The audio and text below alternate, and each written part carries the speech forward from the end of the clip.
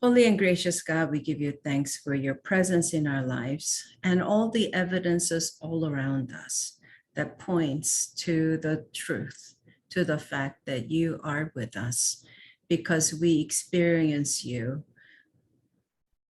empowering us to do your work. We experience your embrace when we are in need of encouragement. We experience you always with us, as close as our breath, as we serve you and your people. Lord, we thank you for gathering us here today in this virtual space for us to reflect and share about pastoral leadership and racism in our ministry context, in this time, in our world. We ask that may the Holy Spirit minister to us, help us to see what is happening and give us ears to hear, so that what we share, what we learn today will help to guide our ministry, so that we can truly help our church to be a reflection of your kingdom that embraces, includes, and loves all of your people, regardless of skin colors and whatever other things that separates us. We thank you for each and every one of these pastors, Lord, that you have called them to your kingdom work, so that through them, that your will be fulfilled, and that we can continue to expand your kingdom here on earth as it is in heaven. We thank you for being here in our midst and working with us, within us, and through us. In Jesus' name we pray. Amen.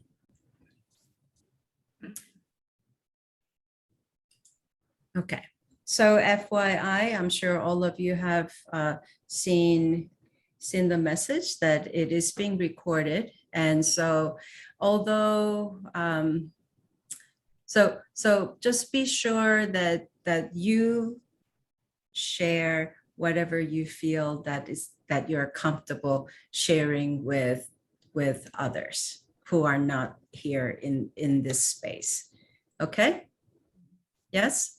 So all I'm saying is I cannot guarantee the confidentiality of our conversation, which is probably okay. But if you feel that you need to share something and you would like to be held in confidence, you just let us know, and then we will stop the recording, hear you, and then resume the recording. Make sense? Okay, great. So today, our session is Pastoral Leadership and Anti-Racism.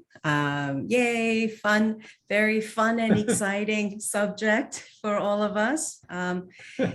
So I hope that through our time, through this webinar, I hope it will give you an opportunity to really understand what racism is, and also history of racism against Asian Americans.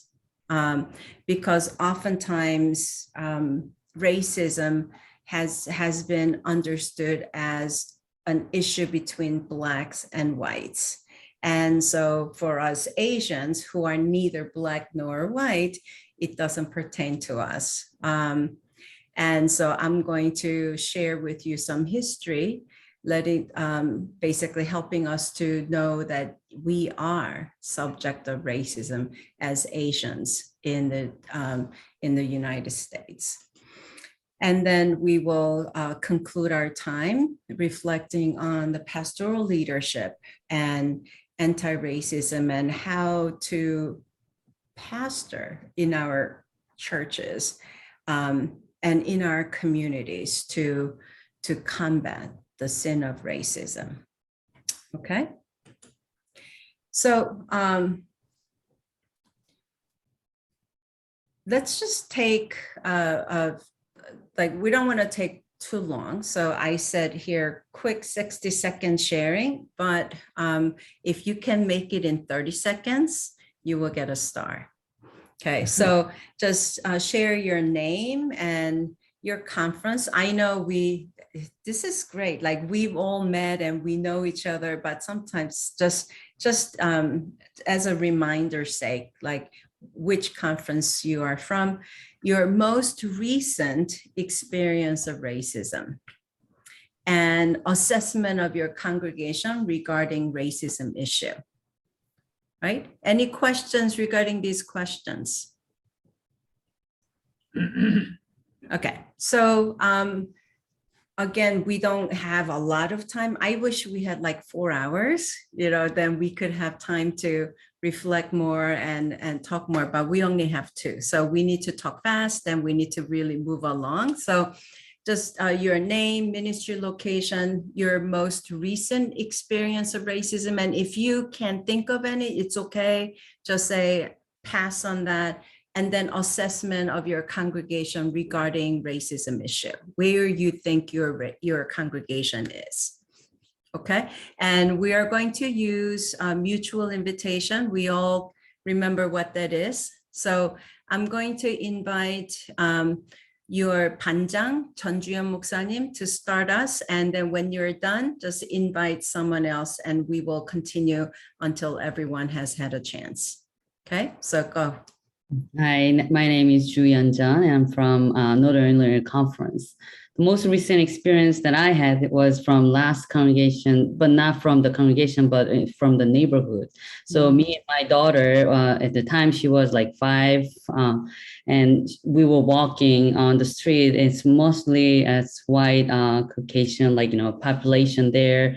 And we're walking on the street, just bike riding, and I was walking behind my daughter, and there's a random person like driving their car and just shouting at us and yelling at us, "Oh, there's Chinese in Chinese.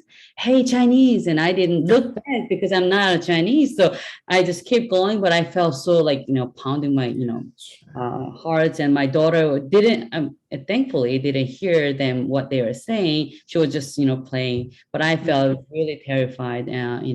They're like treating me like an animal, like, monkey in the zoo. So I felt so bad. And yeah, so that was one instance I can think of right now. And the assessment of my congregation, we'll say, mostly white congregation. We have some people of color. They say they are welcoming, they are open, but I think it needs the deeper, education on what is white privilege and how they, embrace that in their community as well. Okay, and I invite 이혜선 목사님. Yes, my name is Haeson Lee. And I currently serve in the Western Pennsylvania Annual Conference. My recent experience of racism would be I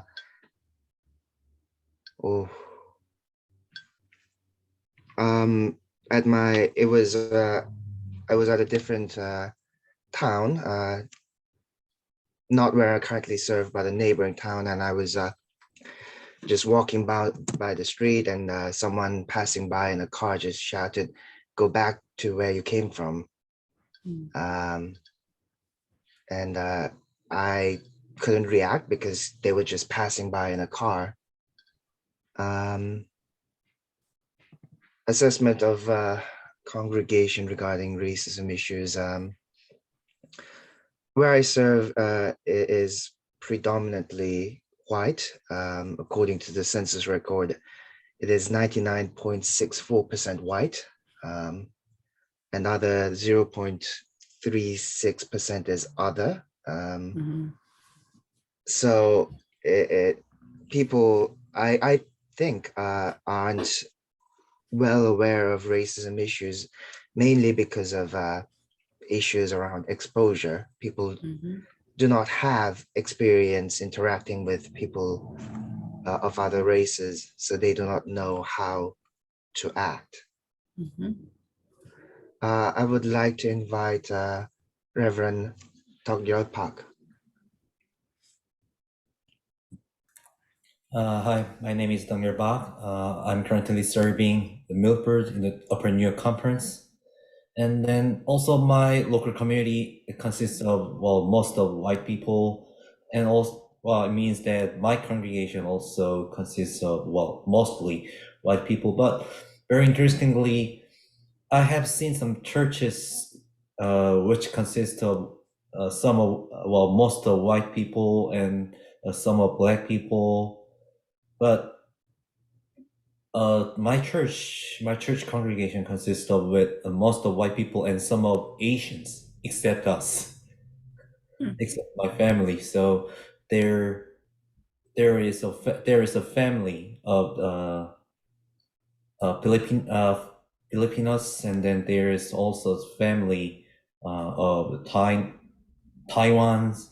So while my congregation has some experience to accept and then to have some relationship with other racial people. But I also had some experience of racism in our local community, our town. That after finishing some shopping with my wife, and when we came back to the car, some cars who drove the white women driving. Well, it's the same, the shouting and yelling to us. Well, I could not understand what they said, but well, they did. But just one time, and then fortunately, my congregation had some experiences to, well, face and has a relationship with Asians. Okay. Yeah. And then for the next, I invite Pastor Song Jin Hong. Hi, my name is Song Jin Hong, currently serving Grahamsville and Sundown United Methodist Church. It's in Catskill District in New York. And it's interesting. I haven't experienced any racism recently. And I don't know what to share right now, but in the past, yes, I do had racism experience.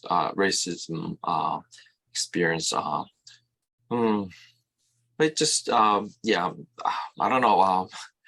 I don't know if it's a racism or not, but if I order a coffee, then sometimes doesn't comes as what I ordered, and that could be my English problem, but that could be racism. So it's hard to distinguish, but I believe everyone here also have experienced of the same thing. So that could be a racism or my speaking or whatever. So yeah, that's thing. Yes, thank you. And I would like to ask Pastor Sang Kim. Yes. Hi, my name is Sang Kim. I currently serving Wesley United Methodist Church in Edison, New Jersey, and that's in the Greater New Jersey Annual Conference. The current racism I experienced was when I visited the church where I will be going new starting July. Already I experienced. So it's a southern place in New Jersey, close to Philadelphia, but about 35 minutes from Philadelphia. It's a town called Mullica Hill. So there, when my wife and I went to have the SPRC interview, after that, we just visited a nearby supermarket, which was ShopRite, to see, okay, where will be our nearest grocery store from our parsonage. And then this thing happened. So we were pushing a cart, looking something to buy. And from the other side, a white lady with white hair, curly hair, she was old, she was coming towards us, and she was looking at us And then all the way, she was looking. So why is she looking at me? So I was looking at her too. So I did a revenge back, but she was thinking, why is this Asian couple here in this town, Molokai, right? And that was a weird feeling I had. And my wife was kind of upset because this town, Edison, where we were currently living, is a very multi-ethnic place. And that goes with our church as well. It's a very multi-ethnic church where I am serving right now. But the new church is, I think one Filipino is there, but every others are all whites. So that's a new thing. So I'm kind of worried, but also it's a good time for me to experience this new world, right? And maybe she could be one of the new church's member. So maybe, maybe, so I get to see her again. So that's an experience that I had. Next, I will invite 새벽 목사님. Yeah. Hi, my name is Sebyok Lee, and I'm serving First Koksaki High Hill Church in New York Annual Conference. I cannot recall my recent experience of racism, but I couldn't share the racism during the conversation with my congregants. And one day, I had a conversation with my congregant about racism, and he is a white guy, a white man, and he said being being born as black is kind of a curse. It's not a blessing in this country, kind of thing. That I was shocked because we were talking about racism in this country. So he said, and oh, this is not good, like George Floyd kind of something. But he said, being born as black is not a blessing in this country. So I was shocked, I was confused, and I just wondered, what should I do? Where should I start? And for dismantling for this systemic racism. So in this country and in my community. So about the assessment of my congregation, maybe 3 on a scale of 1 to 10. Yeah. Okay. And I'd like to invite Reverend Tae.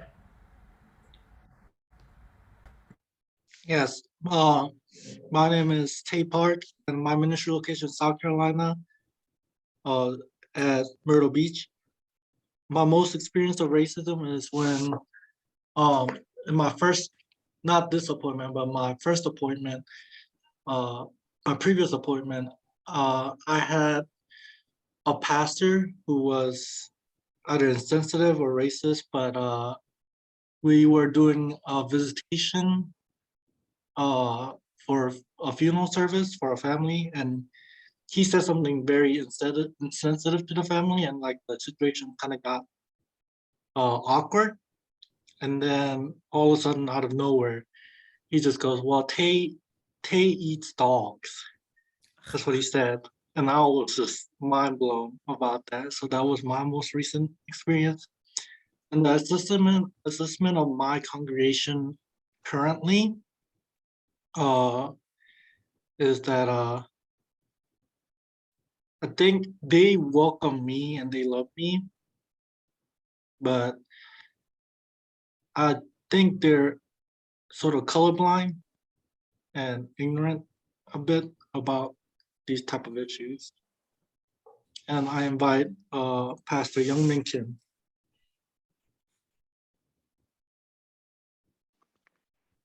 Thank you for inviting me. Can you hear me? Yeah. Great. My name is Youngmin. I'm serving Knoxville UMC in the Virginia Conference. That is my first appointment during the past 5 years. And it is very thankful that living in the community of Knoxville and in my congregation. I've never experienced any kind of racism, and I think it's kind of an advantage of small congregation and small community that I am the only Asian person in the community, and my family is the only Asian family in the community. So that people recognized me as a pastor of Knoxville UMC, and they showed respect like that. So so it is my great giving thanks to God. And then my congregation is, I believe 99% is white Americans, very conservative and Republicans. So I am very careful to give message or talk about like immigration, hate crime, or Black Lives Matter, or things like that. So yeah, that's it. I want to invite Pastor Sam Jung.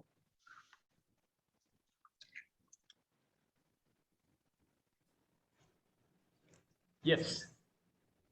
I'm currently serving at Jameson Memorial Church in Virginia Conference. I have a recent experience of racism, but my children, especially my son, it's not me, I have experienced it at school.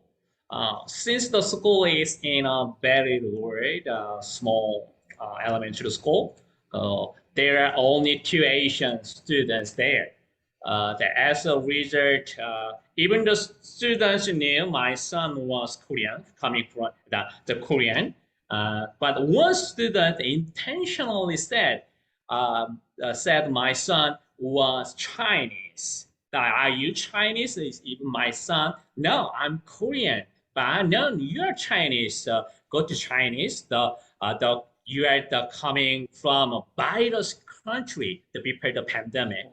And so we met a principal. We solved the problem anyway. There is no the racist kind of a racism like that anymore. So and our congregation are very wary of racism because of that. So protect our family from racism during the COVID, during the pandemic. Yep, that's it. So I wanna invite I don't have a name start right. Sonny Lim, did you hear me? Yes. I want to invite Sonny Lim past. Pastor.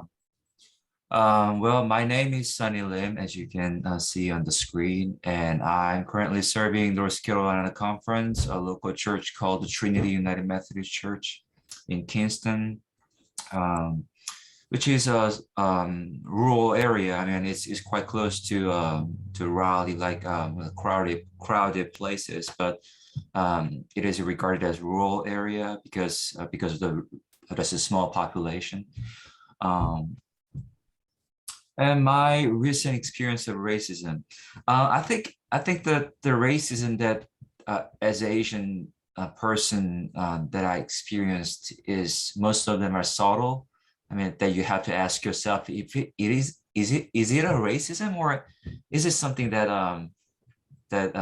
has nothing to do with it.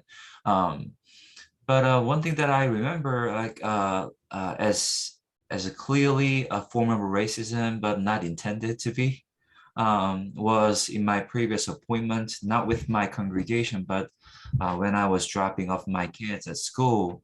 And as I was walking to the parking lot, there was a kid said ni hao and ching cheng chong and towards at me.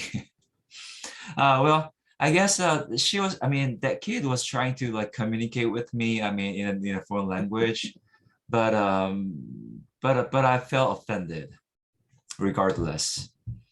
And I couldn't look behind it. I couldn't, how do I say, couldn't gather myself to talk to that kid. And I just walked away. I don't know. I mean, that when you experience it, it is just it is hard to be rational and reasonable, or patient enough to be kind. And I knew that he was just a little kid, but I just couldn't get the courage to look at her. I don't want to recognize that person. So that was the most recent experience, and which is more than 2 years ago. Assessment of my current congregation regarding racism issues, I think I would say 3 at maximum from the scale of 1 to 10. I didn't get to that topic like how do I say, intentionally, but there was one occasion during Bible study I mentioned about like racism and racial issues, and one of very active leaders of our church got upset, and I was able to sense when people folks were attention whenever I mentioned racism or white and black issues, and because people don't want to talk about it because it is very uncomfortable with them, and which means they are not really delve into this matter, and unless you delve into this matter, I mean, you cannot help but being racist. That's the reality. I would pass it to, I would turn to CJ. Did you go? Not yet. All right. Thank you. Yeah, I'm CJ Wu, and yeah, can you hear me first before we go? Yeah, okay. So I'm CJ, and I'm serving the Church of the Incarnation United Methodist in Arlington Heights, Illinois. I'm serving in Northern Illinois Conference. And this experience can be a little bit controversial, but the sentence was, "Your English is perfect." That was my experience because, right? People don't really say this sentence to Africans or Europeans or literally anybody else. But I believe Asians or Asian Americans, they hear a lot of time. Yeah. Oftentimes Asian Americans hear this sentence quite often. And also I was offended because my English was not perfect, I know. And another reason was I personally think one's language cannot be assessed. Perfect, good, not enough, or bad kind of thing. It's impossible. Our congregation regarding racism issues, they're quite sensitive. However, like everybody else, my congregation also is like Caucasian dominated. So time to time, we find some holes here or there. And I want to invite 헤란 목사님.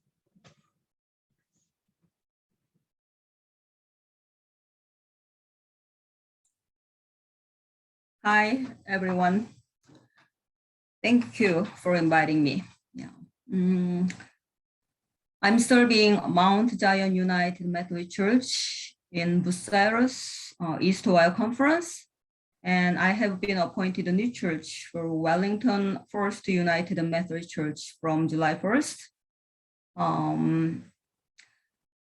I think both community,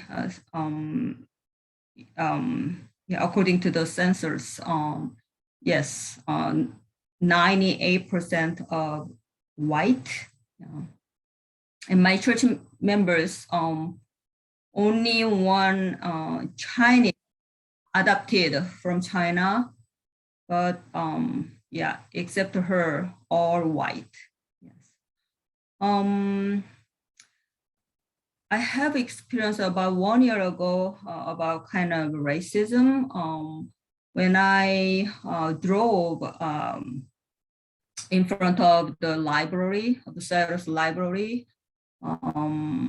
Right before my car, there was a truck, and I was stopped because of the signal, red signal.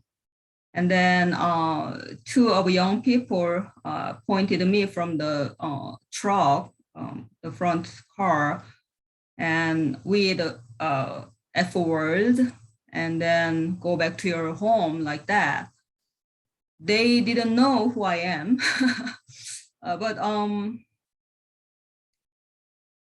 that kind of experience is not just one time. In Ohio, I have been several times that kind of experience, and my husband also, even during mall or like young people or some that kind of experience several times I had.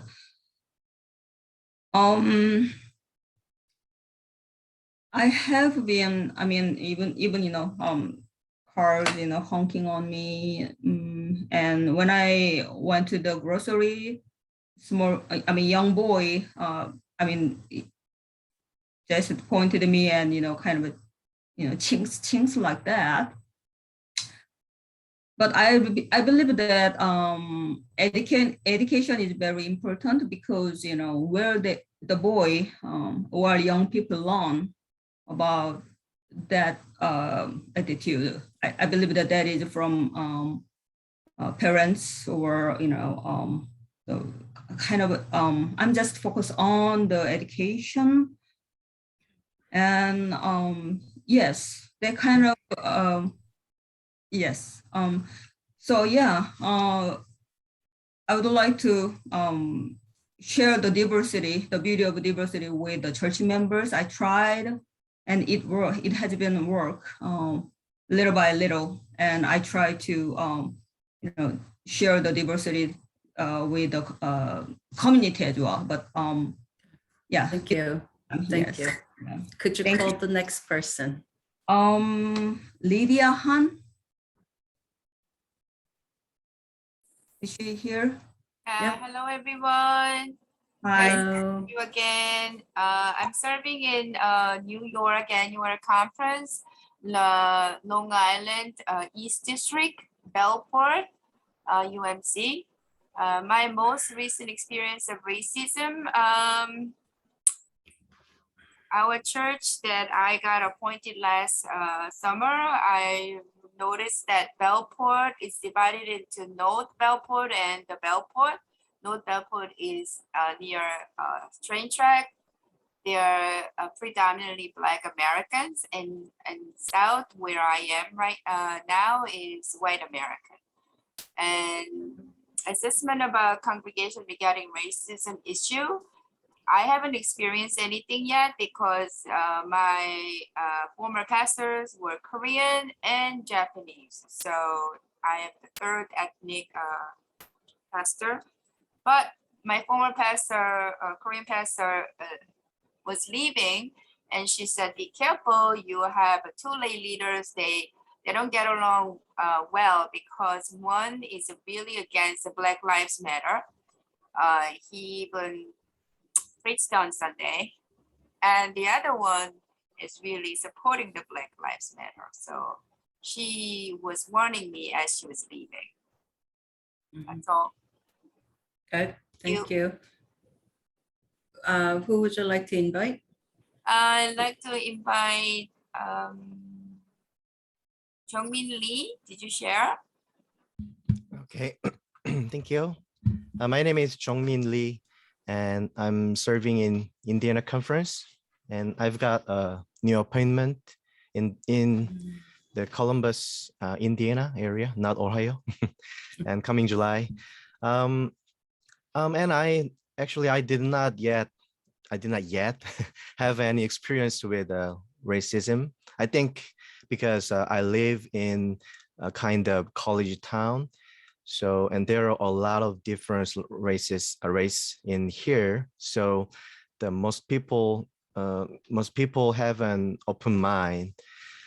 So in this city is we don't have some the harsh racism in here, but I want to speak one differently, and maybe I also become a kind of racist in here, because here the Purdue University is an engineering school, so there is a lot of Chinese student and also the Indian student in here, and sometimes when I met them in a public place, I feel like they're so loud and there's some kind of rude and in restaurant, and I feel like I have some bias against them because the culture difference. So I repent of that in this time. Yeah. Okay. Thank you. Thank you so much for being vulnerable and honest. Mhm. Really appreciate that. I think everyone has gone except Yajin, Kwak Muksanim. So would you invite Kwak Yajin Muksanim? Good morning, everyone. I'm sorry I'm late. I'm actually in Korea right now, and the time is 3 a.m., 3:41. So I set an alarm and I missed it. So, but I'm glad I made it a little late. But what we are sharing ministry occasion.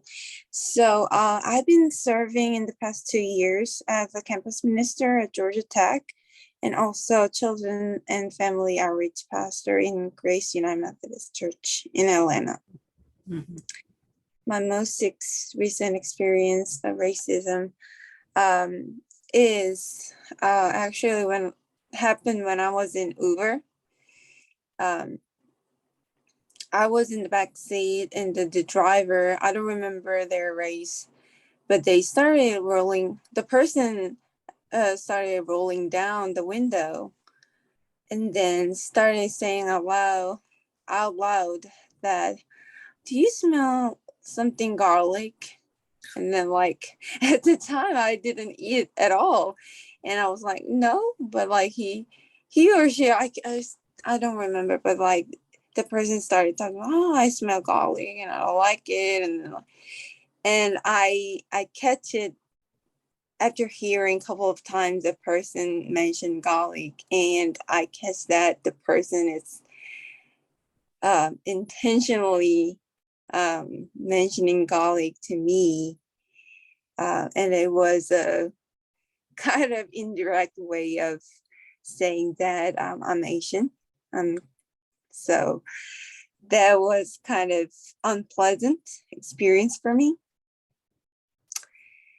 And I'll say my current congregation of Grace and Georgia Tech, they are very sensitive about the issue of racism.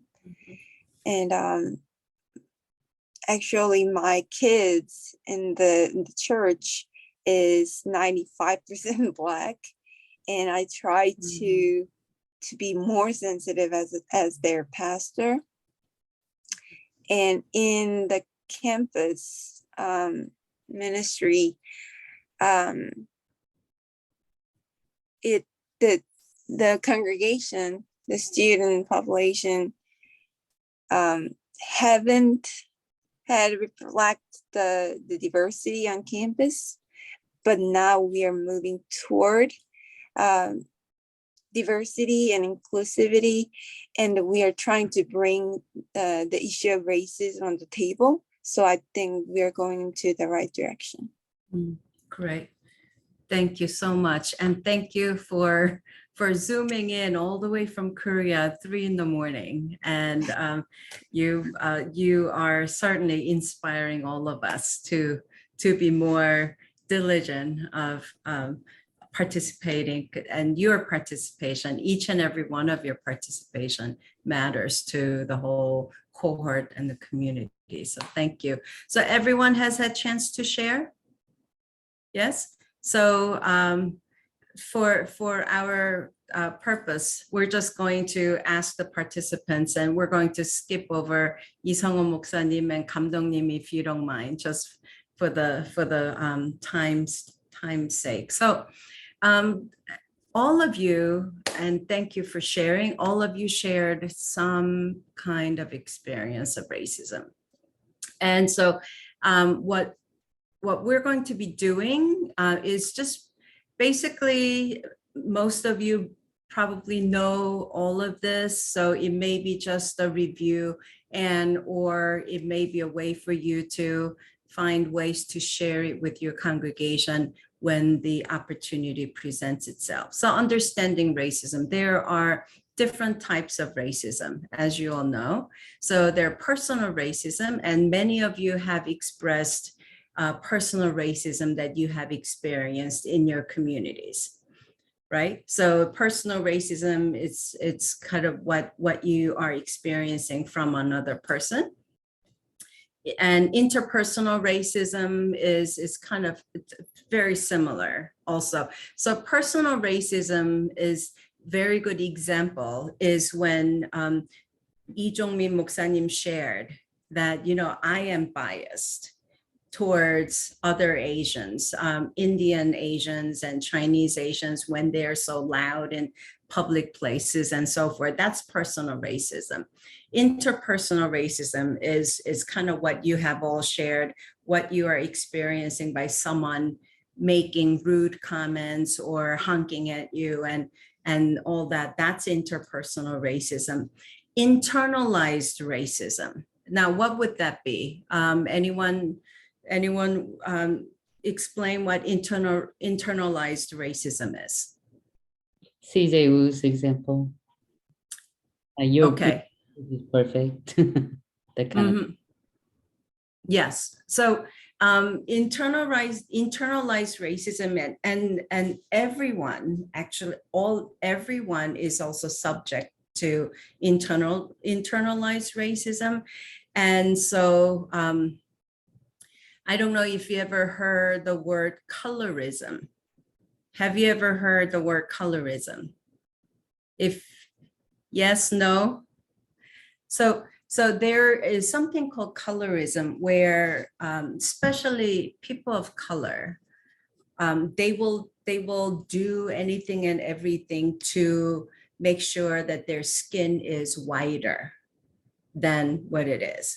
Or in any ethnic groups, people of color groups, whiter the skin you are, better you are. The darker the skin you are in the bottom of the pile. That is because of the internalized racism, where even before they know it, for some reason, they have internalized that white is better. So all the, nowadays, all over the world, the Korean cosmetic industry is making billions and billions through the whitening creams, right? 미백 cream이라든가, right? All those cosmetics that if, so their promise is if you put it on, your skin will be whiter. That's the selling point, exactly capitalizing on the internalized racism. Okay, any question on that? So that's what internalized racism is. Institutional racism. I think we all know that any organization has racism kind of built into the system. That's institutional racism. So our church, United Methodist Church, also has institutional racism that's already all built in there. And so we as a church, when we talk about combating the sin of racism, unless we change some of the structure and the way we do the ministry, institutional racism is here to stay. Okay. And then there's systemic racism, right? So the whole government structure, the way things are, how the society runs, there is that deep undercurrent of racism. So no matter what you do, you are trying to tweak it here and there, change little things here and there. That is not going to make the racism go away unless you overhaul and really address the deep undercurrents of racism. So that's the systemic racism. So I'm sure you've heard a lot, especially recently with conversation on critical race theory, that you've like it's been like in the news just about every other day, especially last year, how some of the people were really against critical race theory without even knowing what it is. And critical race theory was all it was. It was just to highlight the presence of the systemic racism that is prevalent in the United States. Okay, any questions on types of racism? No. Can you tell us about more about the difference between personal racism and internalized racism? I don't think I can. I mean, I grasp it fully. Okay. Oh, personal racism and internalized racism. Okay, so personal racism, remember I said a very good example that was given to us by Jongmin Moksanim, right? So he says, I am perpetuating racism when I look at other ethnic groups. That's personal racism that he may not act on it, right? He may not say anything, but it's there. And so that, because of that, whenever he sees, let's say, a group of Indian students or Chinese students in cafeteria, he probably will not look that way. He will turn his face. And as he's turning his face, he might say, oh, there they are again, so loud and so rude, right? That's personal racism. I'm keeping it to myself, but it's there. Internalized racism is how is so a lot of people don't even realize that you have internalized these racism, that white is better than all other colors. So that's an example, right? And how that continues to affect all of your behaviors, all of your activities and your life without realizing. And so what internalized racism does, so interpersonal racism is you're hurting other people, right? Through your racism. Internalized racism, what ends up happening is you're hurting yourself because of that. So, when you internalize that white is better, so every time you look at yourself in the mirror, you begin to hate yourself because you don't look beautiful, because you don't look white enough, right? That's because of the internalized racism that you begin to harm your own self. Does that explain to you? Yeah, that helps. So personal racism is basically your prejudices against others, and internalized racism is against you. So it ends up being against you, or you are kind because you are not that other that is better. Yes, that helps. Thank you. Okay, sure. Any other questions before we move on? Okay, I'm just going a little fast because I think Seven Moksanim raised his hands. Oh, yes, okay. yeah. Where are you? Okay. About your internalized racism. So can I connect it, or can I say, is it also connect to the internationalized racism? Say it again. Internationalized racism. Yeah, I just made the word, but because as a person who grew up in South Korea over 25 years, honestly, in some education level, I had some concept or some racism about white and black and that kind of thing. So even though I was not born in this country and I was never experienced that kind of racism in this country before, but I still have that racism, internalized racism Sure. of white and black. So Yeah. So all internalized racism is not only limited to US, but actually this is a global issue. So remember I said the Korean cosmetic company is earning billions and billions of dollars selling those whitening creams, Mibek creams, to people in India, to people in China, US, everywhere.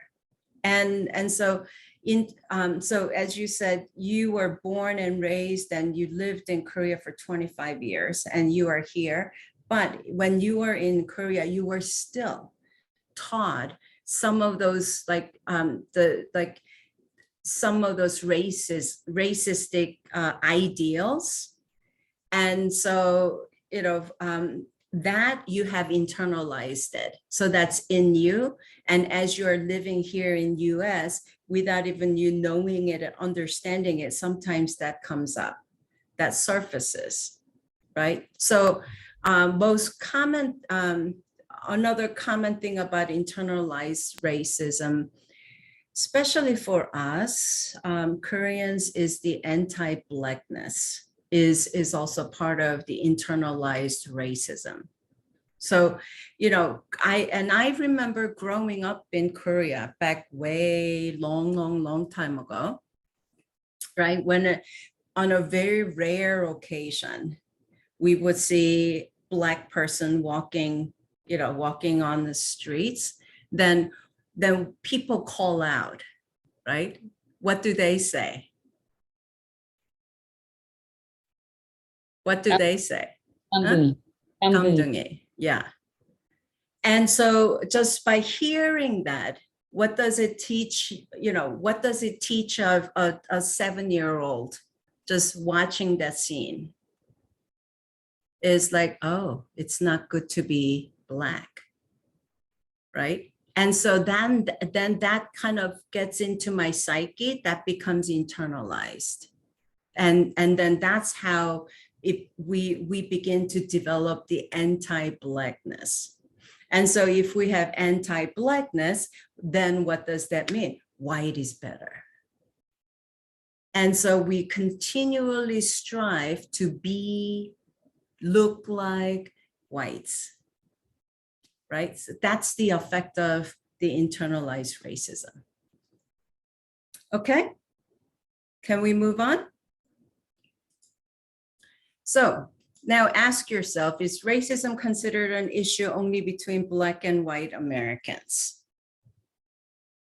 Yes, no? Give me some reaction, either yes or no. Okay, thank you. I'm seeing no. Yep, I see your head shaking. That's a great, that's the response I wanna see. Okay, are we as Asian Americans subject to racism in the US? Yes, because all of you have just shared your experiences. So racism against Asian Americans, it's part of the white supremacy, right? The belief that white people are superior race and therefore should dominate the society, typically to the exclusion or harm of other racial and ethnic groups, right? BIPOC, Black, Indigenous, people of color, including Asians, have been considered a threat to white supremacy. And so there's been systemic racism through policies and government actions throughout the history, particularly from 1850s and on. And so I'm going to give you a brief summary of the history of how there has been systemic racism against Asian Americans through policies and government actions. Okay. And so one thing is Black, Indigenous, people of color, because as a result of white supremacy, BIPOC people basically have been seen as the object of subjugation and exploitation, right? So if you look at the history of United States, this country, the wealth that we are enjoying has been basically built on the backs of Black Americans through slavery, and then Asian Americans through since 1850s by low wages and doing all the hard labor and so forth. So we're going to talk about that. So any questions so far on this? Okay, so racism in the United States. If we could say that racism against Black Americans started in the East Coast of the United States, right? That's where all the slave-holding ships came into port, and that's where the slave trade started, and the slaves were brought in through East Coast. So it's not a far-fetched idea to say racism against Black Americans started in the East Coast of the US.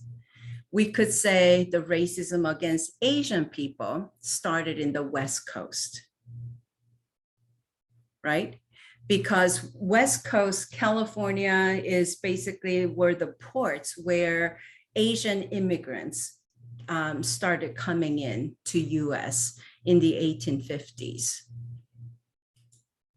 So I am starting like the history of racism against Asian Americans from 1850s, because that's when Asians began to come into US in large numbers. This does not mean that there were no Asians before 1850s. There were Asians in the US before 1850s, but the numbers were so small that they were like largely insignificant. So it wasn't really like noticeable until 1850s. And so you could see like all these years, and the green dots are the important years and events that happened that kind of marks systemic racism against Asian Americans. Before we go into that, I think it's important for all the Asians to know our story, because this history is our story, right? It's not those people who lived in 1850s or 1898. All of these stories are our story because we are part of that Asian group. So it's important for us to know our story and who we are, how we have come to where we are. And as we are experiencing what is happening these days, we can also then begin to understand why and how we got here. Okay, so I hope you will take time to study and learn more, more about the history of the Asian Americans in the US. And one of the books that I could recommend to you is this, The Making of Asian America by Erica Lee. She is a granddaughter of Chinese immigrants. She is the professor at University of Minnesota. That like she researches immigration history and so forth. And so this is a very comprehensive book on history. Oh, thank you, Sebel Muksanim. On history and also the contribution of Asians in the American history. Okay, so 1850 is basically when it all started in earnest. So in 1850, there was a beginning of Asian immigration to the US in large numbers, mostly as Chinese people who were brought to help with build railroads, transcontinental railroads that started in West Coast inward. So up to 20,000 Chinese workers were recruited to build transcontinental railroad.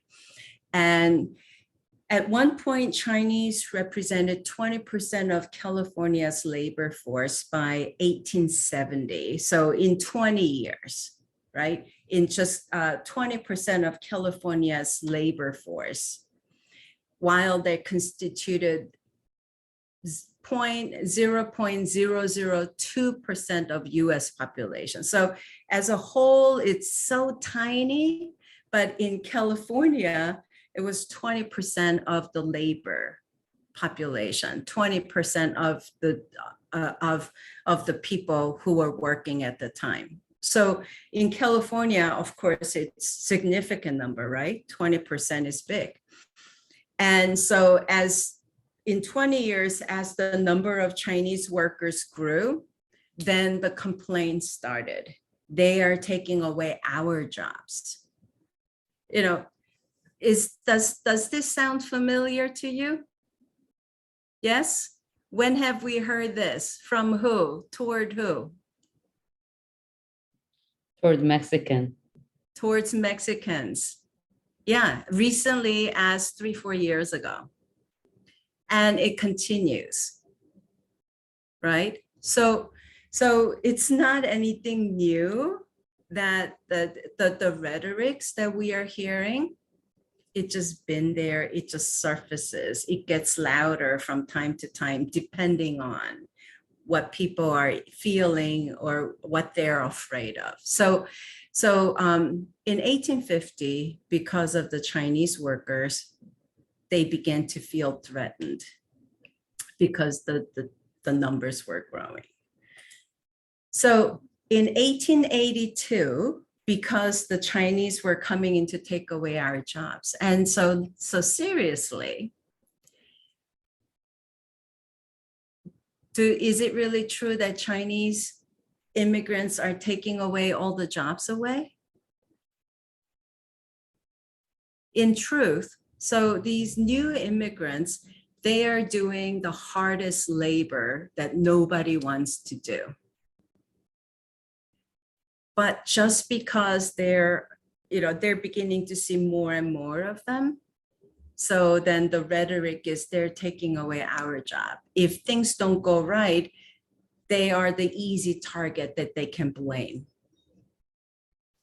So you see the pictures of some of the cartoons of the day and ads in the newspapers, and you could see the picture of a Chinese guy with a gun and a knife in his hand with the woman on the ground saying that they are here to rape all of our women and do us harm. That's what that cartoon is about. And here, the bottom of it, the uncle's picture of Uncle Sam, right? Kicking away the Chinese. So there were like xenophobic propaganda where they said yellow peril. So Asians, the color that was given to Asians are yellow, right? Yellow peril, that they are the yellow peril. Unfit for citizenship in America, inferior race, little better than beasts of burden. And so in 1882, they signed into the law Chinese Exclusion Act, which is the first law in the US that barred immigration solely based on race. So this was the first enacted policy, government policy based on race against Chinese people, 1882. And so because now that it's all signed into law, right? the Chinese must go movement was so strong that Chinese immigration to the US declined from 39,500 in 1882 to only 10 in 1887. So literally within 5 years, the immigration from China halted.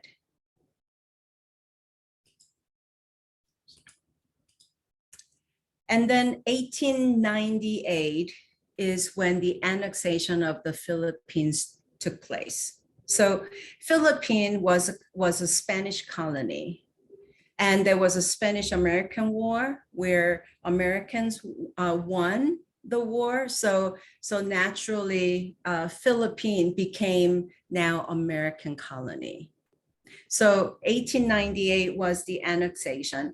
And so if you look at these pictures, what the United States has fought for was that all, these poor Filipinos, they were heavy under the Spanish oppression, and they were living like animals. So now we have come to take over so that we can offer them the freedom, education, justice, and commerce, and really offer them chance to be a civilized people. Okay. So that's basically what happened with the annexation of Philippines. So once the Philippines have become the US colony, right? The Filipinos has sort of become like second-class US citizen. So the Filipinos were given, I guess, kind of a pass to come to US. So since 1898, a large number of Filipinos started to immigrate. Again, through West Coast for opportunities, for better life, for to make money and so forth. And I just put it in here. 1904 is when the Korean immigration to US started, right? To Hawaii, to work in the sugarcane plantations. So small number of Korean immigrants first came, and they came during the Japanese occupation. And they came as the manual laborers, building railroads, and as agricultural workers, as I said, and also you see in the pictures, to work in the sugarcane plantation in Hawaii. And so Koreans at the time who came to US, they were experiencing double racism. Racism as others in the US, and also through Japanese colonization of Korea. So, and we know the story that there were Korean patriots who exiled to US to work on Korean independence. So that's 1904.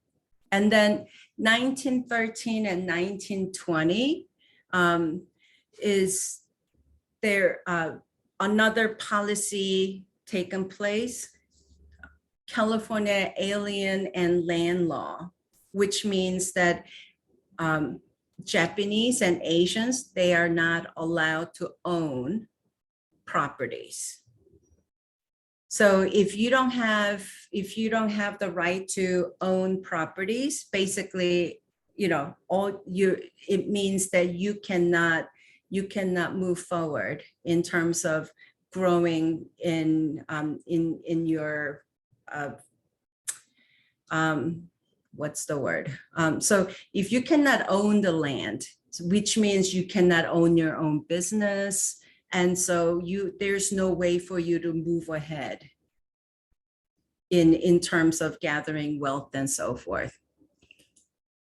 By 1924, all Asians, immigrants, except Filipinos, right? Because Filipinos are nationals, because Filipino was US colony, they were fully excluded by this law.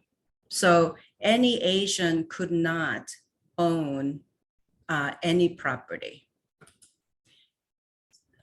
So Asians, Chinese, Japanese, Koreans, and Indians, they were denied citizenship and naturalization. So we all know what that means, right? Without proper status, you are so limited in doing what you can do.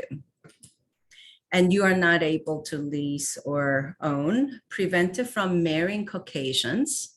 So did you know that by law, there were no intermarriage among different races, although we are all human race, right? We are one race, but you are not allowed to marry other until 1965. So, or 1968, until 1960s, people were not allowed to marry anyone they love if they looked different from you. And then 1929, the Great Depression happened. And again, remember what I said earlier, depending on what is happening, if people are unhappy, then the immigrants or the people of color become the scapegoat, that they can blame it on them.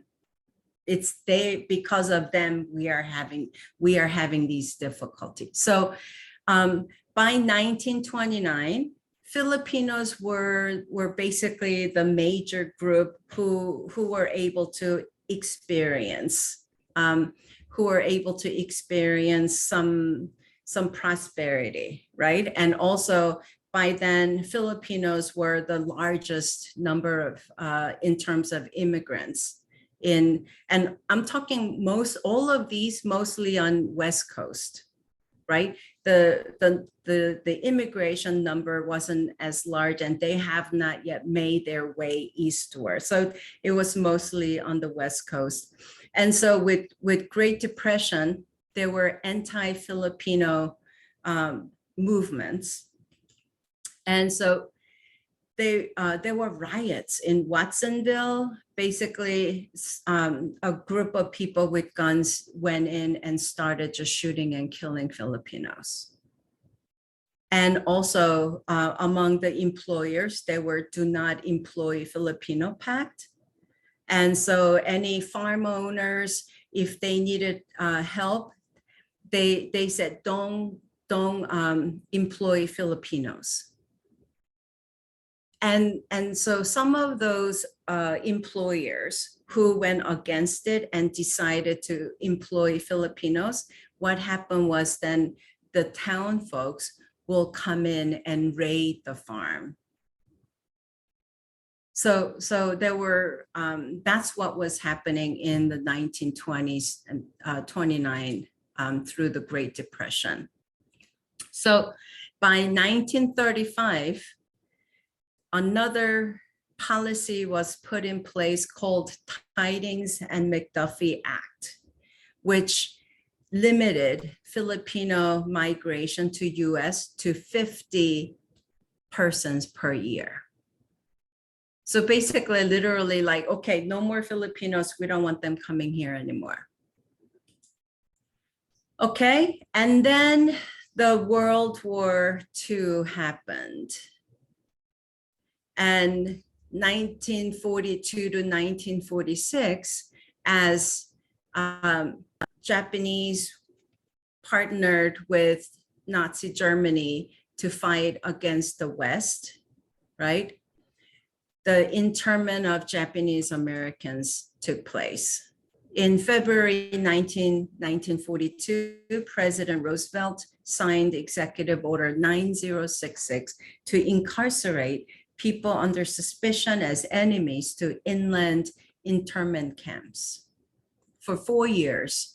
Many of them were naturalized citizens or they were born here, right? Second and third generation Americans. It didn't matter.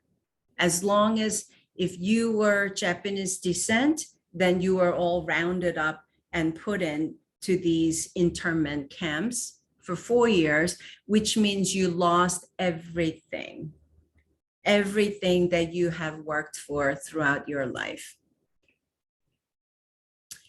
So then in 1943, a year after the Japanese-American incarceration, Congress repealed the Chinese Exclusion Act. So why did they do that? Why did they repeal the Chinese Exclusion Act? And while they were doing that, whites advocated for the repeal, not for the Chinese migrants, but to advocate for a Trans-Pacific alliance against Japan and the axis of power. So what is this telling you? Why did they repeal the Chinese Exclusion Act that was put in place in 1882? 60 years later, why would they repeal it? Are they trying to make minorities go against each other? Yes. Yep.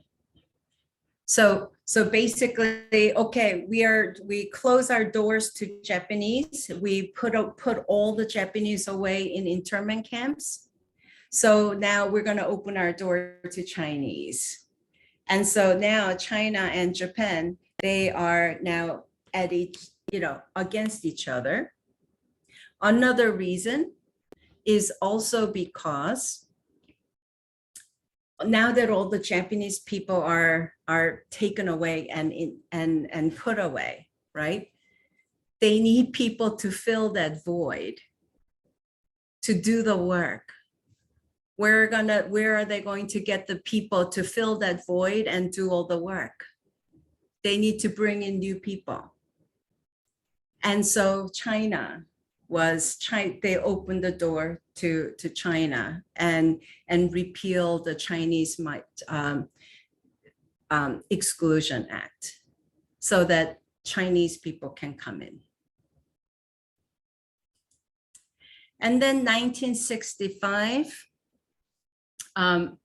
so as a result of civil rights movement, and all the work that has been done through the civil rights movement, Martin Luther King, trying to I guess fight the racism. The Immigration and Nationality Act was enacted, and so you see President I think that's Johnson signing the Immigration and Nationality Act. And so it was non-restrictive annual quota of 20,000 immigrants per country were established. Now, per country. So, 20,000 from Korea, 20,000 from Japan, 20,000 from China, 20,000 from India, and so forth. That's a lot of people. Okay, so that's what happened in 1965. So for the first time in US history, large numbers of Asians were able to come to US as families. So this is also significant that up until this point, most immigrants who came to work, most of them came as single persons. And I'm sure they have come, married here, and grew family here. But this is the first time that they were allowed to come as family. Okay, and so this, for as they were putting this act together and signing it, the rationale was that we need to grow our technology capacity during the Cold War. And they recognize that there are a lot of foreign engineers and scientists that we can attract. So basically, they were trying to attract the brain powers. And by doing that, what were they doing? They were draining the brain powers from those Asian countries. And then 1980, the Refugee Act was signed in following the war in Vietnam. The Refugee Act helped more than 500,000 Southeast Asians to gain permanent resident status in the US. So a lot of Vietnamese and people from Southeast Asia are have come through 1980 Refugee Act.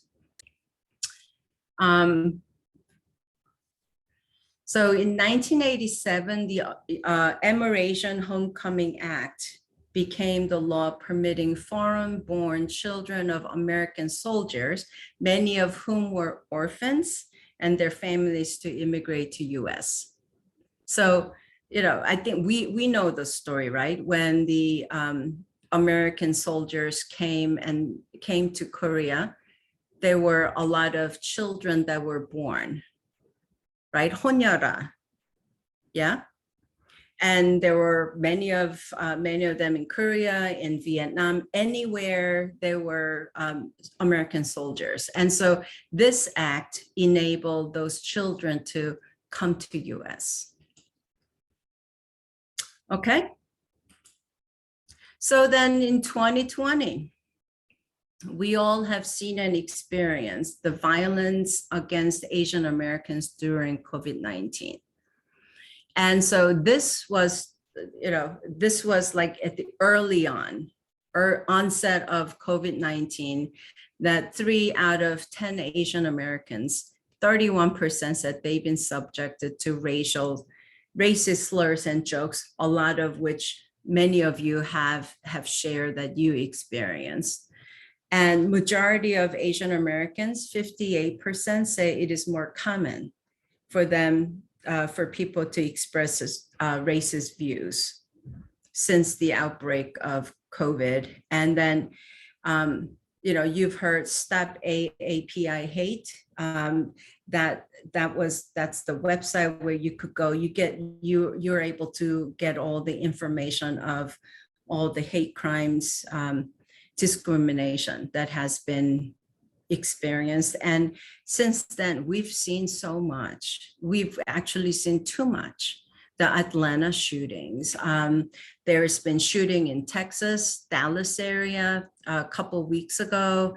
Like people are just driving by shooting into Korean-owned or Asian-owned businesses. And so it continues to happen. So this is kind of a very Asian American history in the US in a very short version. So what is the learning? The learning is that acceptance and inclusion of Asians in the US has been and still is very conditional, right? Remember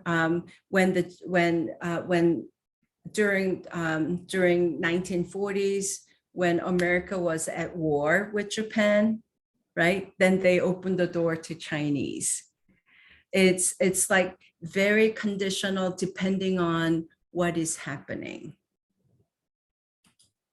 Acceptance and assimilation, model commonly used to explain European immigrants, like melting pot paradigm of immigrant assimilation, does not work for Asians. Why not? Why doesn't it work for us?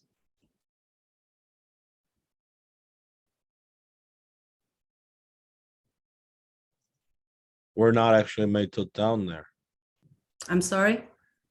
We're not actually melted down in there, in that pot. Yeah, why not? Why can we not be melted down into that pot? We are different race. Yeah, because we look different. No matter how many generations that we would be in the US, 3rd generation, 4th generation, if you continue to marry Asians, your children will look like Asians. So the melting pot does not work for us. 1980 PPT slides. This one? Okay. Yes? And also, Uh-huh. yeah, and also regarding that, I also heard about the Europeans and Italian immigrants. Back then, they were also segregated, and there was a separation and segregation for the Italian immigrants because they're looking similar, kind of. Yeah, so to try to segregate the Black people, they try to find a new word to include even European immigrants that was white. So the concept white itself is pretty new concept in the racism. Yeah. So originally, right, definition of white was Anglo-Saxon. Northern Europeans mostly. So the Southern Europeans, they were not considered white. And even Irelanders, people from Ireland, they were not considered white. And then I forget the year exactly. So a lot of Southern Europeans and some of those other Europeans from Northern Europe, they came as indentured servants, which means that you work so many years and you pay off the debt and then you are free, right? So that's different from slaves. Slaves, you are born into slavery, then you are slave for life. So most European workers came in as indentured servants who worked for those Anglo-Saxon white employers. And so there was at some point where these Europeans partnered with Black Americans, and there was an uprising against the white owners. So after that, the white people, the white owners got smart and said to the Europeans, wait, you are like us, right? You and I, we are the same. We need to work together, because if we don't work together, it's going to, we're going to be harmed. So I'm going to give you position. You will oversee the Blacks. And so we are white now. You and I, we are all white. So that's how the white definition of white shifted. And so with melting pot, yes, Italian Americans, like Greek Americans, when they first came in the first generation, they were kind of together in their own little community. But as soon as they transitioned into second and third generation, there was no more of the unique Italian community. They were able to assimilate and be part of the melting pot. And they were now then all grouped together as whites, enjoying all the privileges that came as white people. It does not work for Blacks. It does not work for Asians. No matter how many generations we've been here, we are not able to be or look like white people. And that's why the melting pot paradigm does not work for Asians. So Asian Americans are subjected to racism in this country, and we are not immune from it. So with COVID, that's a one very good example, right? If something happens in the US that's related to somewhere in Asia, or if there are any geopolitical situation that involves any part of Asia against US, then all of us as Asians, we basically 다 도매값으로 넘어가요. Got it? Okay, so how can your pastoral leadership help to dismantle racism. So this is something that we all, I guess as pastors, we all need to pray about, struggle with, because depending on your ministry context, this is done a little bit more easily than others, right? So some of you already shared in your ministry context, you have to be very careful about bringing up racism issues, because people are very sensitive. They don't want to talk about it. And in other places, it's okay. They're willing to talk about it, but they're only willing to go so far with this conversation. And that's why I asked at the very beginning, what is your assessment of your congregation? Where is your congregation with this issue? So you don't want to go in and start really like laying this on if they don't even want to hear about it. Or you want to know how far your congregation is willing to tolerate you bringing up this issue. And so you could just push just enough, right? Make them just tiny bit uncomfortable, but you don't want to drive them over the edge. So my recommendation is do what you can do to dismantle racism, however small it may be. And so what do? Is first thing is overcome your own cultural inclinations and disposition to keep harmony and stay quiet. Why did I say, what am I talking about here?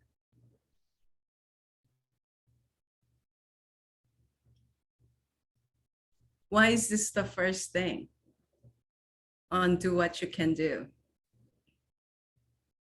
I think we have to tell. Because I believe that the melting pot theory has been changed by many,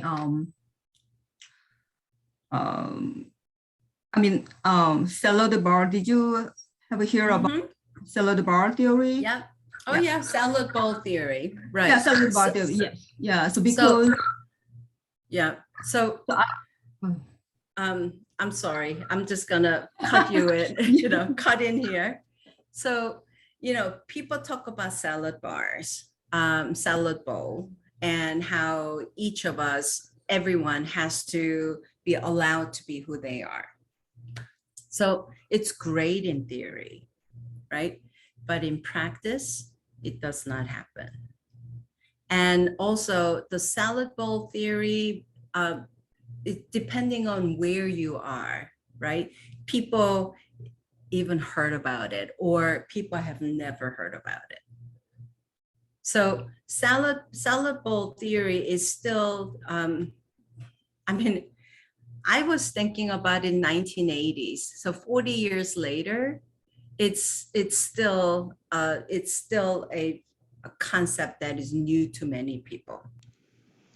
Now, overcome your own cultural inclinations and disposition to keep harmony and stay quiet is I'm talking to you that you need to overcome your Koreanness in order for you to start working to dismantle racism.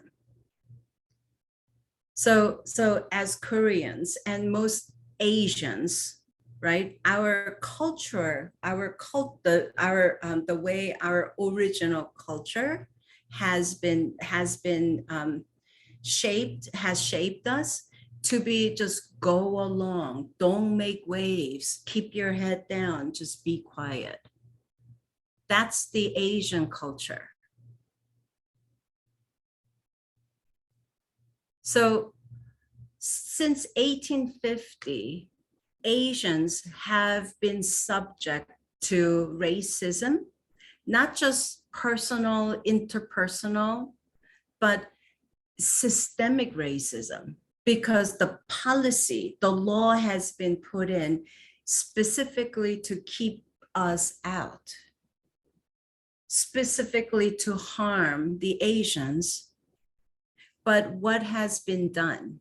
Has nothing.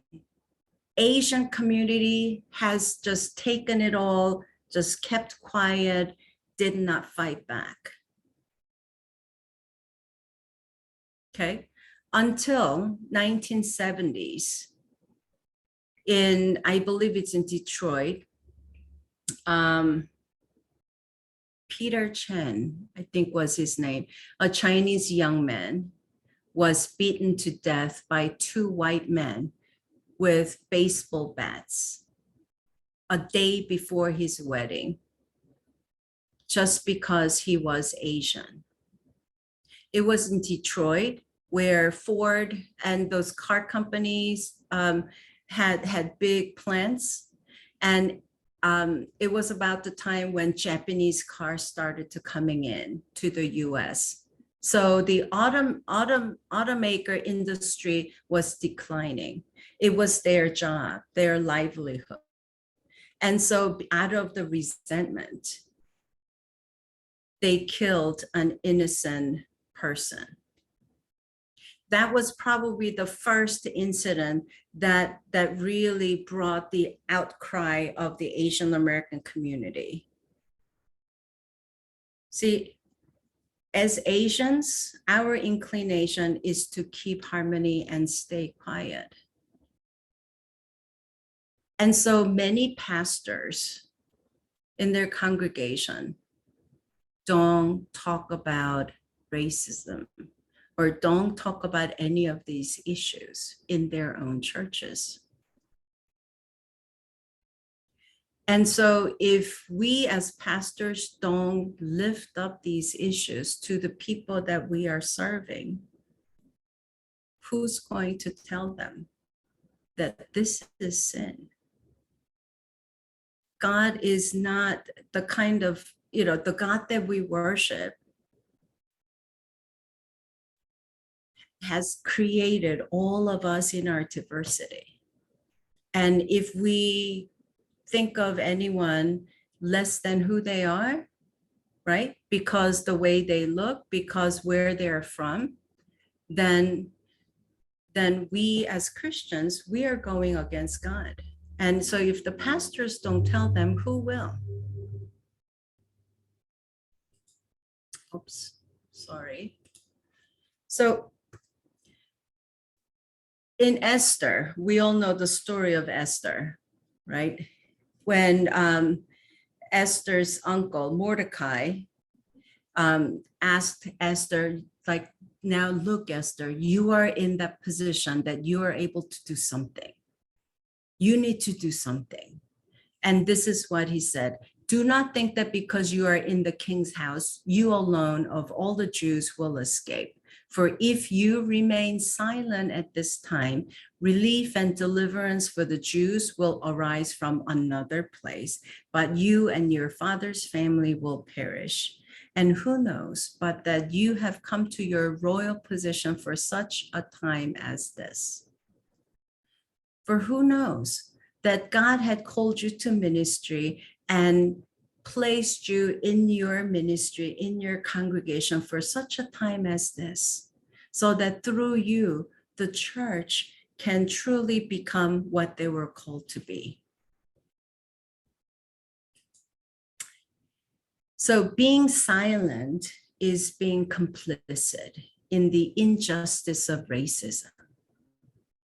And injustice of racism is not just someone else's story, but it's also your story, because each of you have stories that you can share about how you have been subjected to racism, how your children have been subjected to racism. So for me, I see anti-racism work as spiritual discipline. It's a way to articulate what we believe in through the scripture and theology. And it comes through preaching, small group studies, those who want to live according to biblical truth have a political responsibility to try to bring about the kingdom of God as much as possible and as soon as possible. If the church is to remain faithful to its Lord, it must make a decisive break with the structure of this society by launching a vehement attack on the evils of racism in all forms. James Cone. So what I encourage you is be intentional about learning about racism. See, what I have shared with you, it's just like, basically it's an iceberg, right? It's barely scratching the surface. So there are lots of books, articles, movies, docuseries, webinars. Make time to see it, view it, read it, learn about it. And I share with you the book, Making of Asian America. Really invite you to read it. And maybe if you feel like your congregation is open to it, read it together with the book club, or, read it together as a small group work. So I have sent you 2 articles as homework, and I trust that all of you have read it. Yes? So let's talk about it. We're just going to share briefly. So the long game of white power activists isn't just about violence. Why did I send that article to you? What did you learn reading that? Anyone? Just quickly share.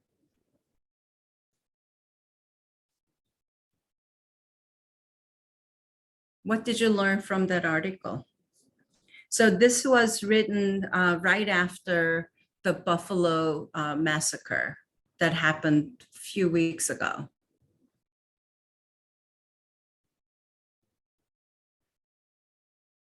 Anyone?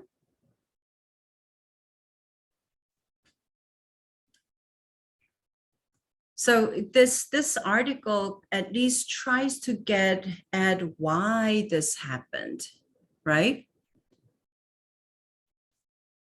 So it's not, when we see incidents like that, we say, oh, that's just an isolated incident in Brooklyn. This one young white kid, just who was so hateful, decided to do harm, and went into the supermarket, and he just shoot and killed a whole bunch of Black people.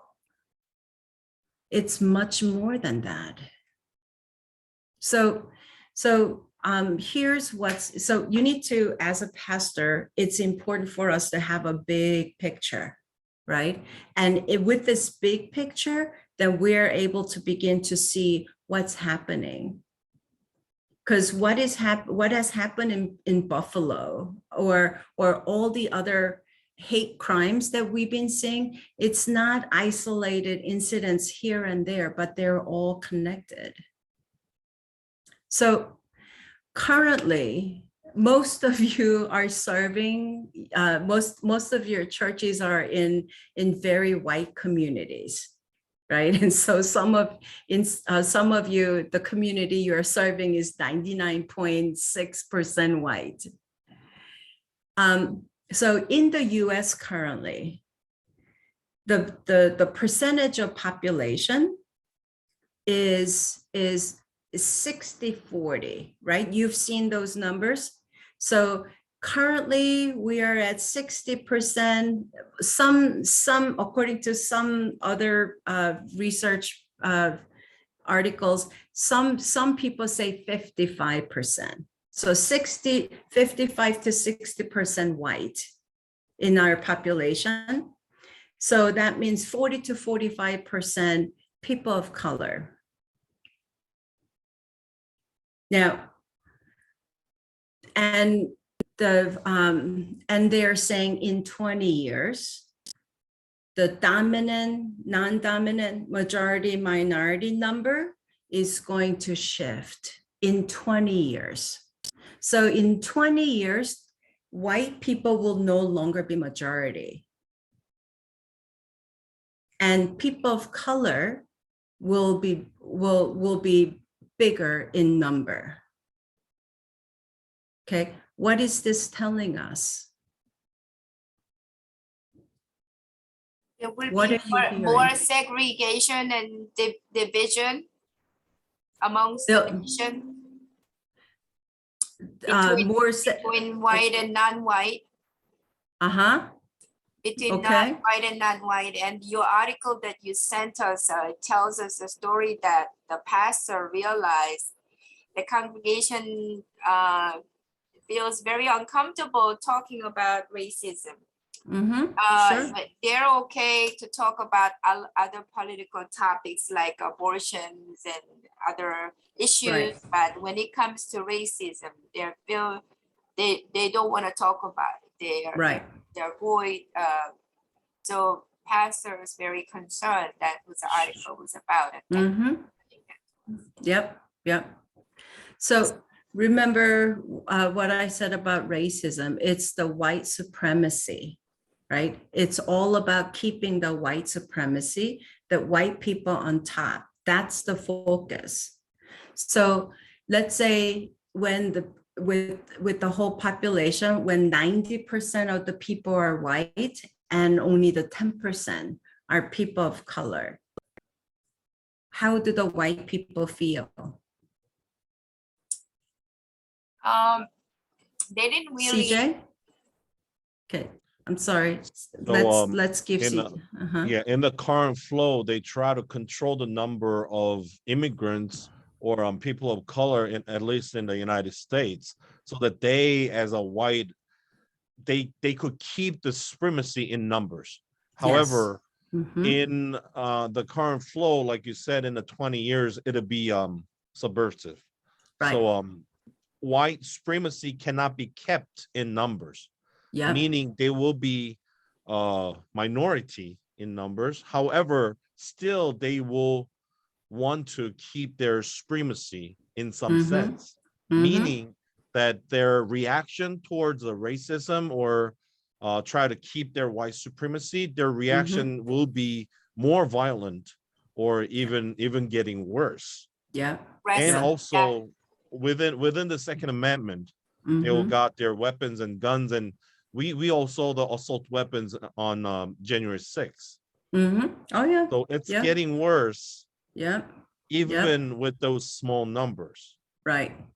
And also another concern in that reaction, after 20 years, when the BIPOC becomes majority in the numbers, then are we confident that we will not have those kind of racism towards the minority or non-BIPOC people? Right. We also have to keep that in mind as well. Sure.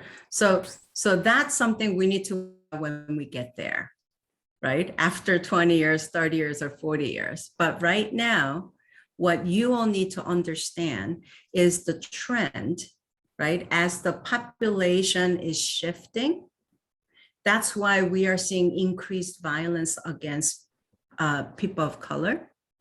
So it's not an isolated incident.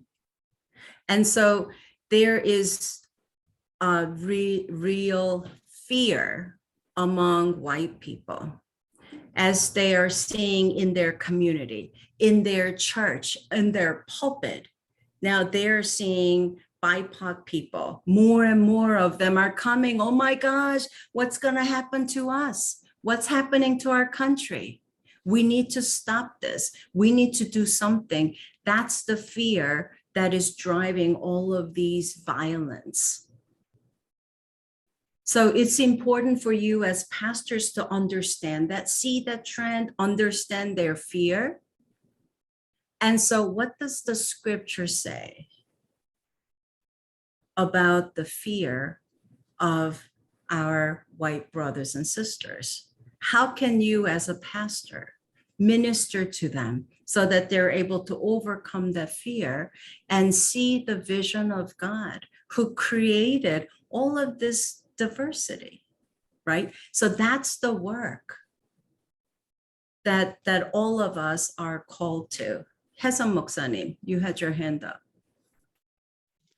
Oh, I wanted to share because I had a personal experience. At my first appointment, I had a family that just gave birth to their 8th child. So I asked them, why do you have so many children? And actually, this is the explanation the father told me, saying that if they don't give birth to white children, they would soon become the minority. Yeah.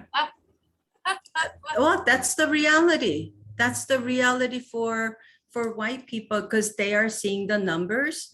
Everywhere they go, they're seeing more and more and more of people of color. And so they're afraid, oh my gosh, the more people of color we have, the less white we will have, which means, right, then that's a threat to white supremacy, especially in this country. See, democracy is by numbers, right? The numbers will drive the policies, and it will change everything, because what are the numbers? It's the votes. When more people vote, it changes the policies, it changes the system, it changes everything. So for white people, when they're seeing more and more of these Blacks, Asians, Latinos, and people from all over the world, and less white people, they should be afraid, because then they are not going to be on top anymore, that they won't have the say.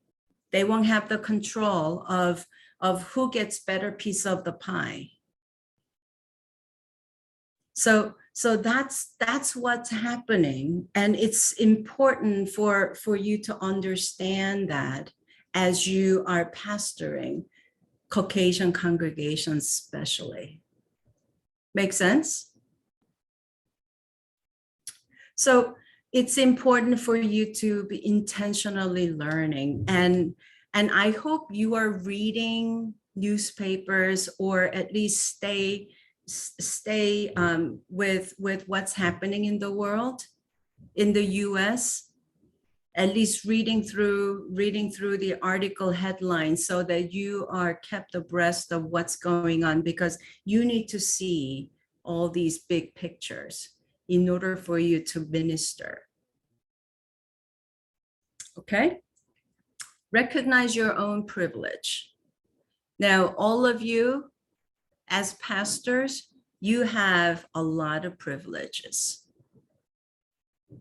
And as you are highly educated, you have a lot of privileges.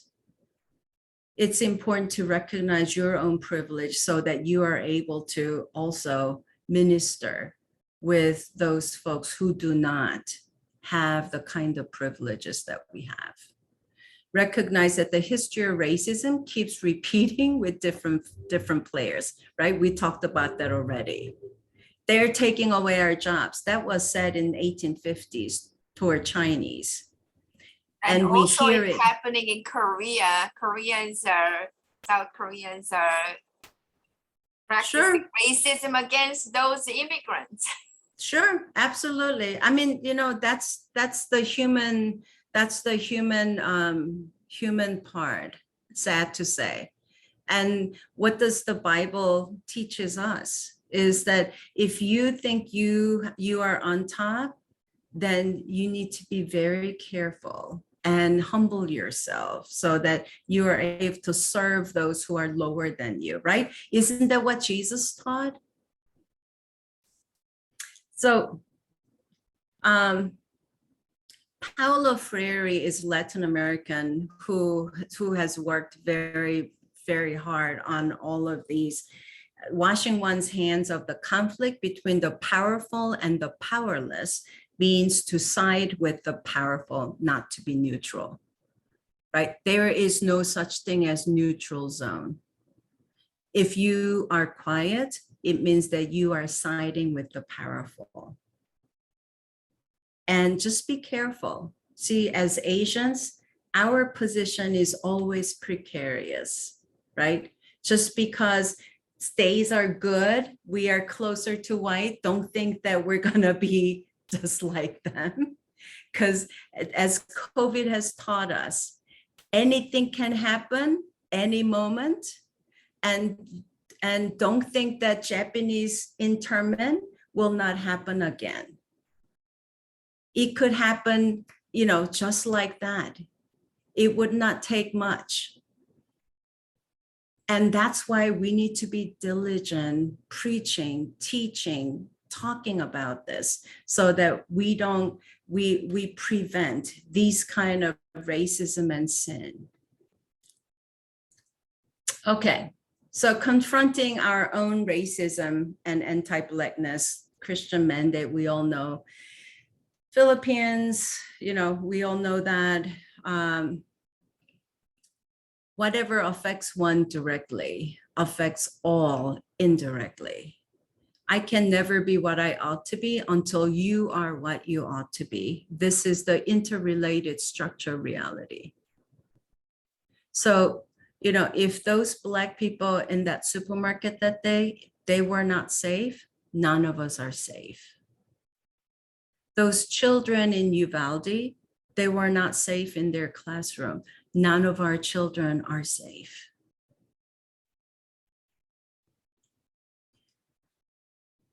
Okay, so, you know, I think we all know that.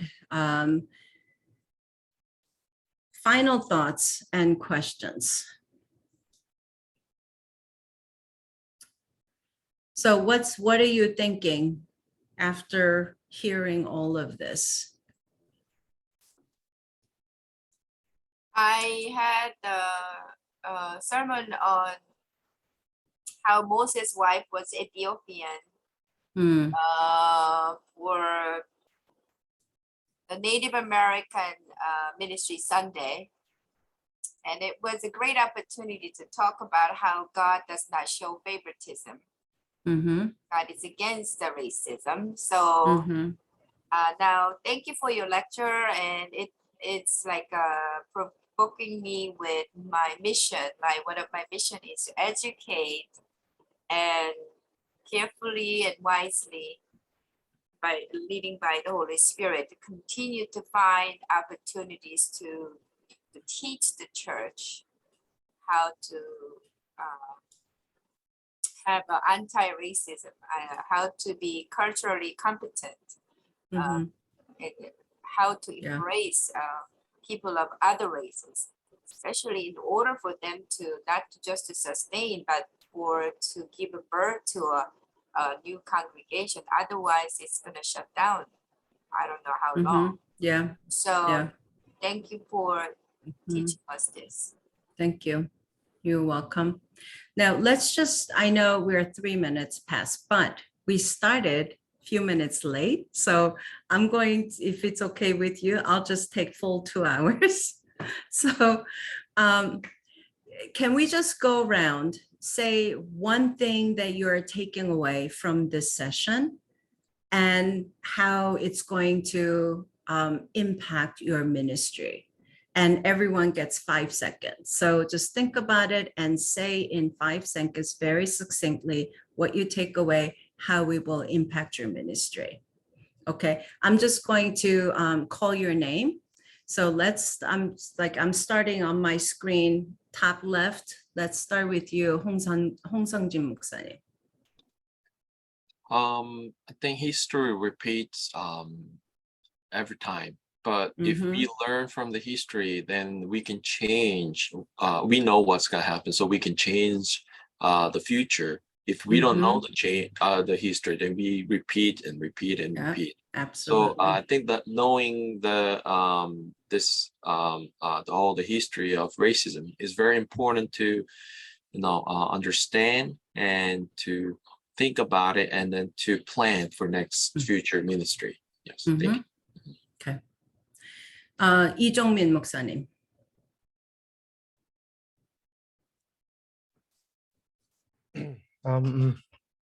So I think it was just like 100 years before.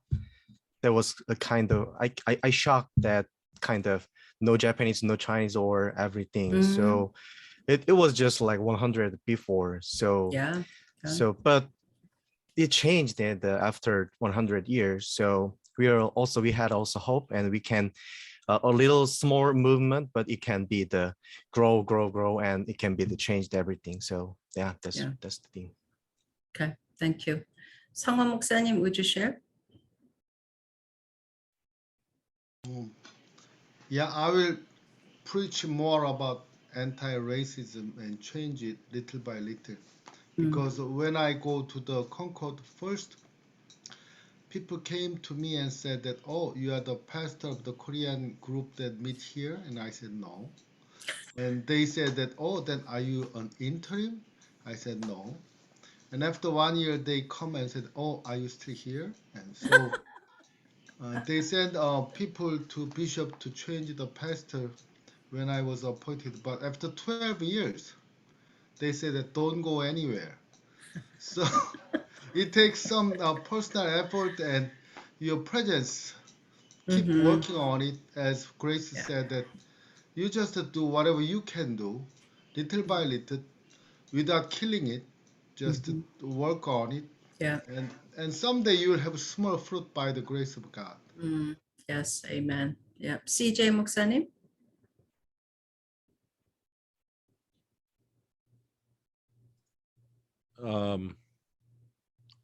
I personally think there's no such thing as a color,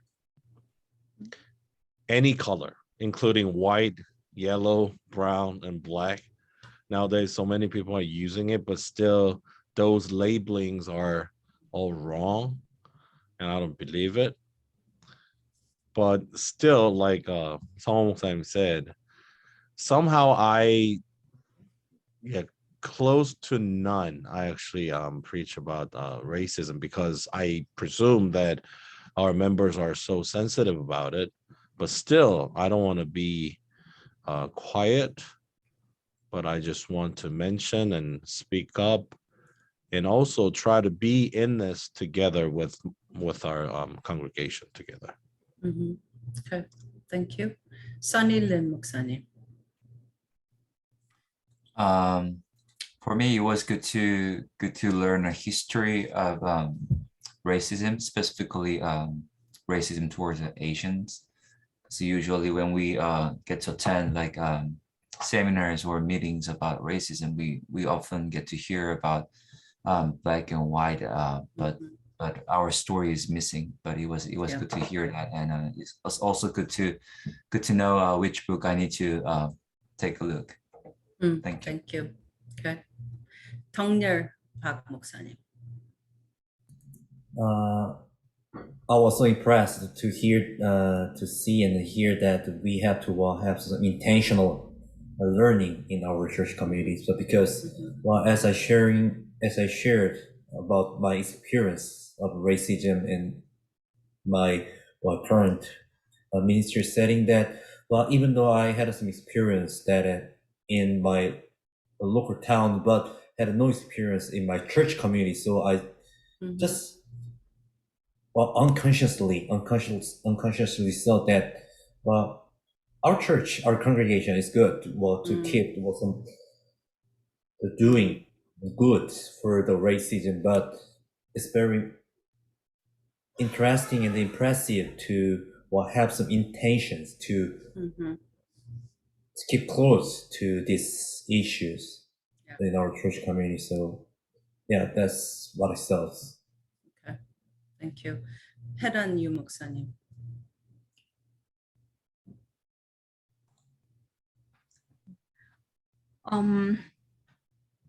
I believe that education can change.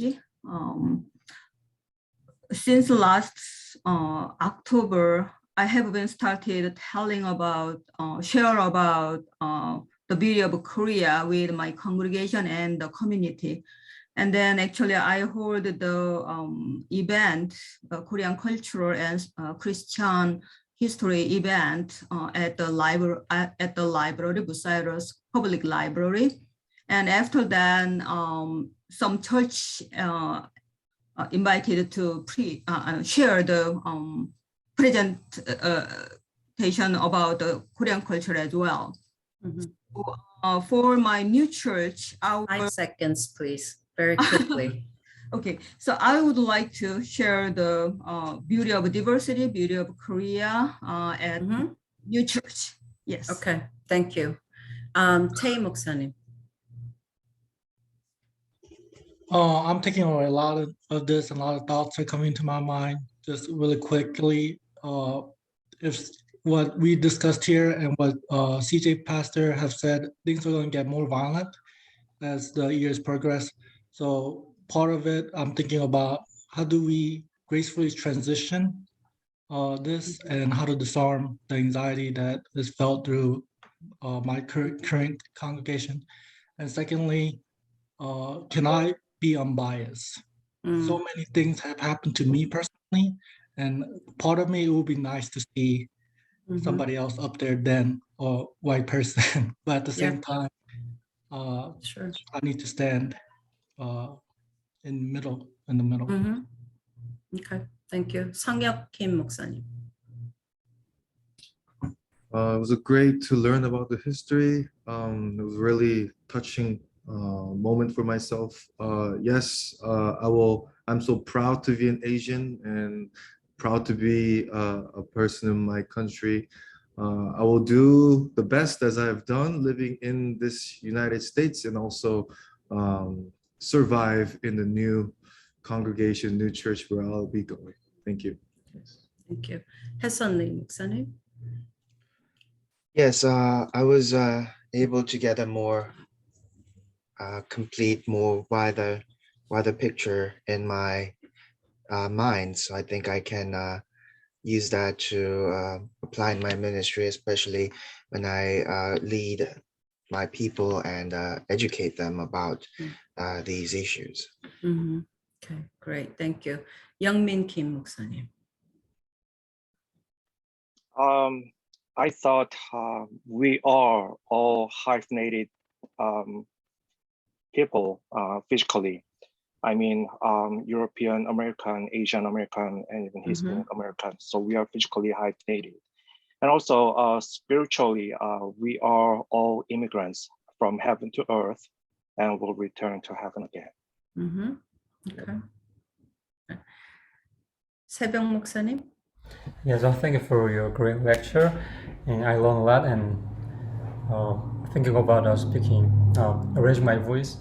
First, I will talk more about racism, and I plan more and pray for about how can I think about my congregants who are, most of them are farmers who woke up 6 in the morning and spend all days on the farms, and they don't care about the racism. So I'm praying for that. And secondly, I was praying, thinking about how the people of color, like Asian people and Black and other ethnic group, how can we work together? So like reconciliation. So I will think about that too. Thank you. Okay, thank you. Lydia 한 목사님. You're muted. I already shared, 목사님. Oh, okay. Thank you. Thank you, and I will continue to preach. Okay, thank you. Could you share, please, your PPT, if you don't mind? Email me. I will send you like I did last time. 여진 곽 목사님. The story of Esther in the Bible spoke really loudly this morning. I'm actually in 새벽 기도 prayer right now, and we've been going through Esther. And I think we all now in the position of power, and we can make change and make the big difference in people's lives. So, and now we became more influential figures, not just for our nation, but also for our neighbor community. So I think we can write we are writing history. So I'm so proud to be with you guys and appreciate Grace Pak your time today. Thank you. Thank you. You're welcome. 전주현 목사님, will you be able to speak as you're driving?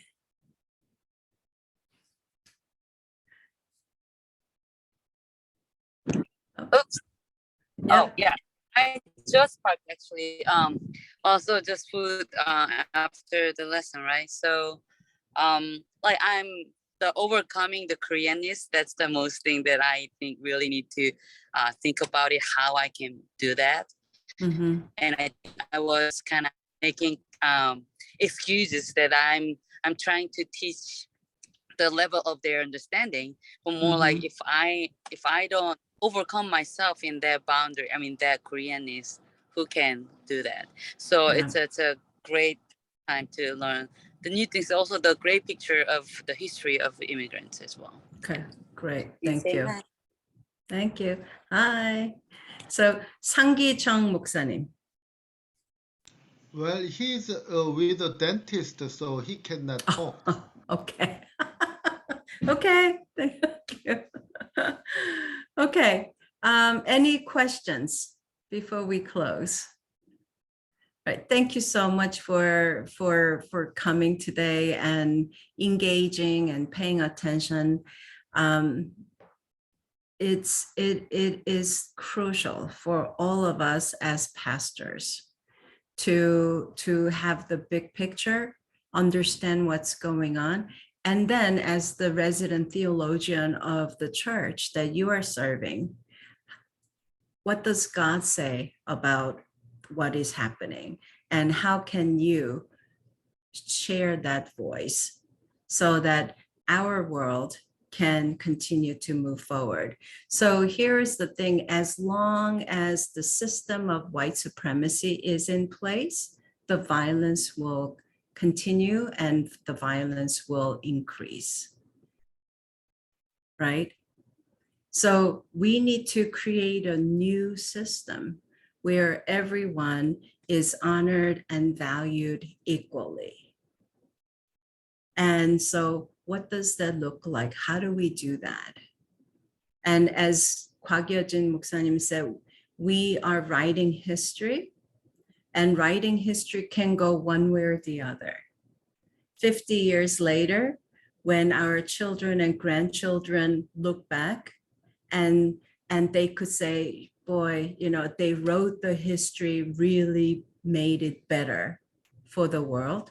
Or they could say they wrote the history and we are worse off.